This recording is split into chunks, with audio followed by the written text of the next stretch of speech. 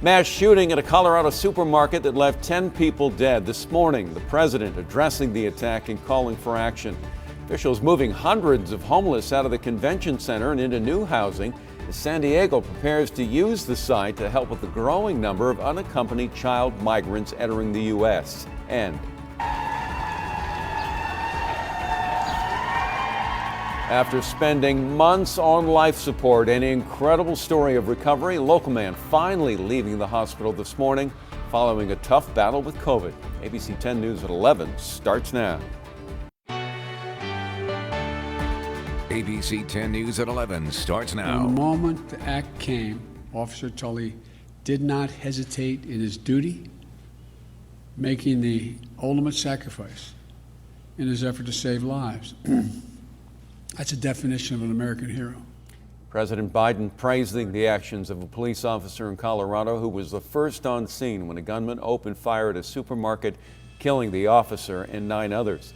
Thank you for joining us. I'm Jim Patton. This morning, the suspect in custody. Investigators now looking into his background and tracing the firearm that was used, which they say was purchased in the last few days. The president calling for a ban on assault rifles in his speech this morning. In the meantime, ABC's Marcy Gonzalez has more on how the shooting unfolded and the investigation that's underway. Guys, we got people down inside King Supers. Holy shit. That nightmare unfolding in this Colorado supermarket. Guys, there's an active shooter. Police say 10 people were killed, including the first member of law enforcement to arrive on the scene, Boulder police officer Eric Talley. Officer down inside the building. Around 2:45 Monday afternoon, a gunman armed with a rifle opening fire in the parking lot of the King Soopers grocery store. Well, I could smell the gunpowder, so they were pretty close. Then continuing his deadly rampage inside. It looks like we have an active shooter. The white male, middle-aged, dark hair, beard, black vest, short-sleeved shirt. Shoppers and employees desperately trying to find safety. We couldn't tell exactly where the shooter was. We knew that he was getting closer to us. We were like sitting ducks. Police surrounding the building and going in through the roof. The entire building is surrounded. You need to surrender. Later taking this man with blood on his leg and hands into custody, rushing him away in an ambulance. This suspect has been identified as Ahmad Alyssa, 21 of Arvada. He has been charged with 10 counts of murder in the first degree and will be shortly transported to Boulder County Jail. Investigators say everyone the gunman shot died. Police doing the heart-wrenching job of notifying families and mourning one of their own. This procession held last night, escorting Officer Talley's body from the scene.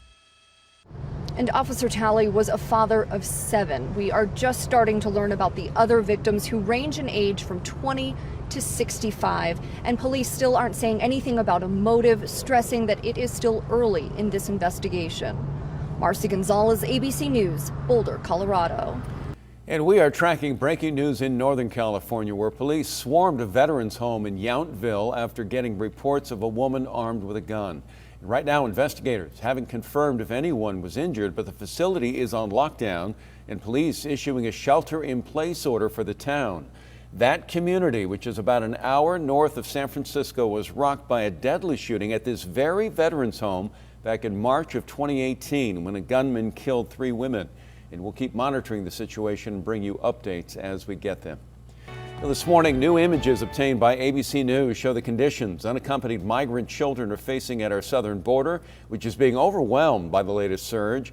Media hasn't been allowed in the facilities where thousands are staying, and the White House maintains this is not a crisis. But the situation's serious enough for San Diego to be asked to help. ABC 10 News anchor Mary McKenzie joining us live at the convention center, where right now they are getting ready to move homeless people out and into shelters, in part so the site can be turned, Mary, into a temporary home for some of those migrant children.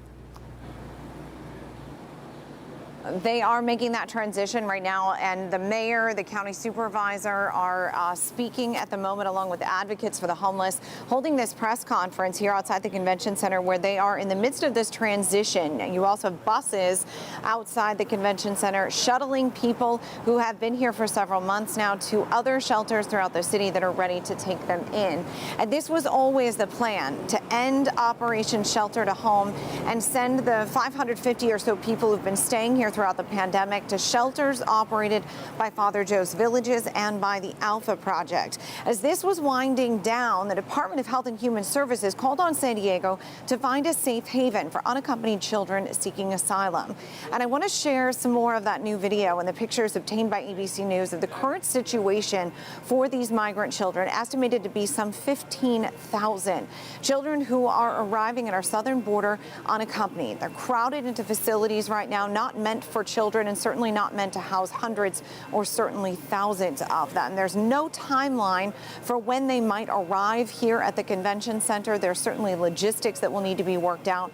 The average stay for each child is expected to be about 30 to 35 days here. They'll be given food, medical care, safe shelter, showers, and a place to spend some time outside. The convention center is closed to events until July, so this would give roughly 3 months to alleviate some of the challenges this surge is currently presenting. Supervisor Nathan Fletcher, you can see at the podium now as we come back out here live. He has said before that his understanding is that the vast majority of these children have either a sponsor or a family member somewhere here in the United States. So really this should be a matter they're hoping of processing and then connecting these children with that family member or that sponsor going forward. We're going to go listen in for a few minutes, bring you some more in just a little bit. Reporting live from the Convention Center downtown, Mary McKenzie, ABC 10 News. Mary, thank you very much. And this afternoon, the man who police say crashed into a homeless camp, killing 3 people, will go before a judge. Craig Voss is expected to be arraigned at 1:30.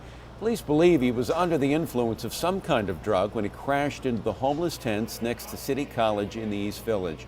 That tunnel is considered a safe haven for homeless San Diegans trying to seek shelter from the cold and rain.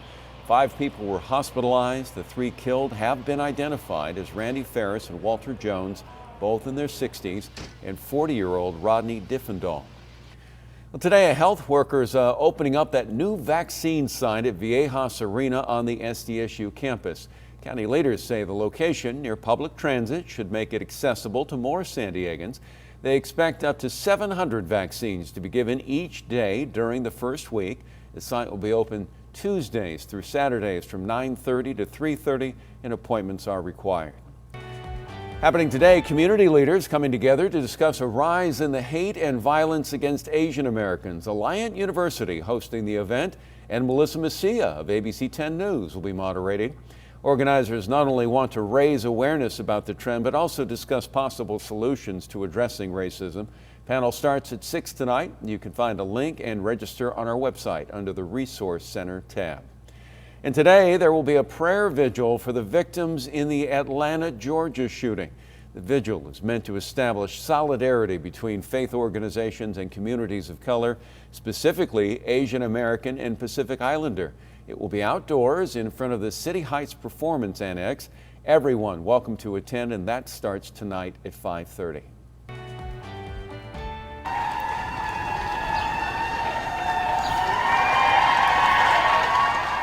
Little cheering there. A patient who spent nearly 8 months in the hospital battling COVID-19, 6 of those months on life support, was just released from Scripps Memorial Hospital in La Jolla about an hour ago.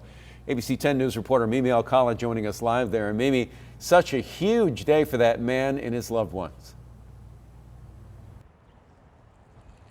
Jim, and his doctors as well, who have been fighting with him for several months now. His family did not think he would survive, but he did, and his mother is so thankful to finally bring him home. I told my sister in the morning, you know what, pinch me because I think I'm dreaming. He's coming home. We were praying, and the first thing I want to say is thank God. Thank God because, and thanks to the doctors because he uses them, all what he did with him. That's Cecilia Amador standing by her 32-year-old son, Eduardo. She said she was told just yesterday that he was ready to be released from Scripps Memorial here in La Jolla.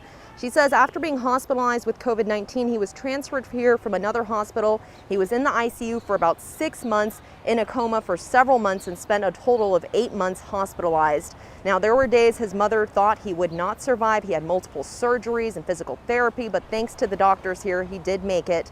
Hospital staff cheered him on, as we showed you a little earlier, as he was rolled out of the hospital for the first time an hour ago. Now, he didn't want to speak today. As you can imagine, this is all very overwhelming for anyone to go through, but we will hear more from from his doctors and his mother on later editions of 10 News. For now, reporting live in La Jolla, Mimi Alcala, ABC 10 News. Mimi, thank you so much. Well, bands, choirs, drum lines, and drama can all start back up again. State Department of Health issued new guidelines saying that they can resume with some modifications, and that's music to the ears of the many young people involved. I would just love if we could get that last football game, be conducting in the stands with my band, with my drum line, because it's been something I've been looking forward to, obviously, for 3 years now. Yeah, they've been sitting on the sidelines for a year now, waiting for their turn to get the okay to get back to their craft and share their talents with family and friends. Band, drumline, choir, and drama now considered low-contact youth recreation activities and can resume with modifications. Band members even have specialized masks you see here modified for wind instruments and will follow the same testing protocols as athletes. They hope to begin performing by mid-April.